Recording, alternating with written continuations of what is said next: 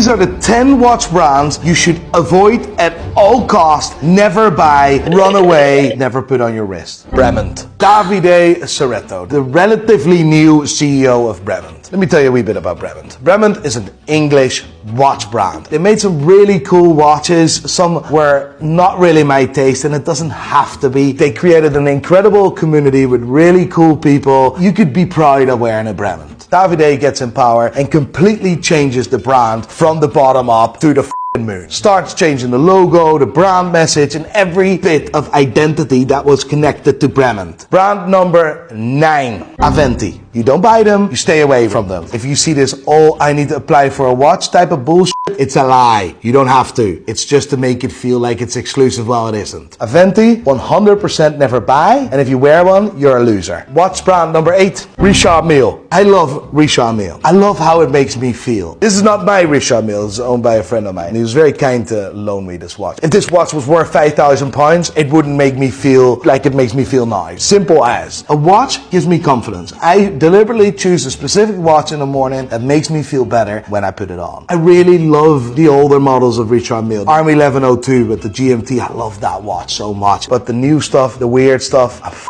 I'm not having it, to be honest. Watch brand number 7, Frank Muller. People say for years, Richard Mille is going to be the new Frank Muller, and I'm stubborn bastard. I say absolutely not a chance. I really love the old Frank Muller, so what I'm saying here now is never ever buy a new Frank Muller in the shop unless you get 60% off. Then it's quite cool. Just go out and about and buy them pre-owned or buy the vintage ones. Now vintage, the older ones. Studio Underdog. I always liked Studio Underdog. It's got nothing to do with luxury watches, by the way. It's just fashion watches, but I find it cringy as f***. Look at my watermelon watch. Look at my pizza watch. Look at my milkshake watch. I was actually surprised. I was looking on their website. They're trying to launch a watch that's for £1,700. Are you absolutely out of your mind? Watch brand number 5, Roger Dubuis. Very short. If you buy a new Roger Dubuis in the shop, you have significant problems. Solve them immediately, sell the watch, take your loss, run away, don't ever look back. In 1999, introduced so many insane watches, really cool chronographs. Richemont bought the company in 2008, and I don't know who thought it was a good idea to just ignore the history, ignore the beautiful marvels Roger Dubuis made, and just trying to make absolutely the most horrendous watches I've ever seen in my life, period. Roger Dubuis, no go. Watch brand you should never buy, number 4, Jacques Dreux. Pieces of art. Well, an art I don't like. I have never heard of anyone that have bought a Jacques Dreux new. I'm not standing for anything that loses 95% of the money. Value retention is important. It doesn't really matter to me that much, but a watch that loses 90% of its value when you buy it, that means that the brand is priced wrong. Number 3, Blancpain. Blancpain is arguably the oldest watch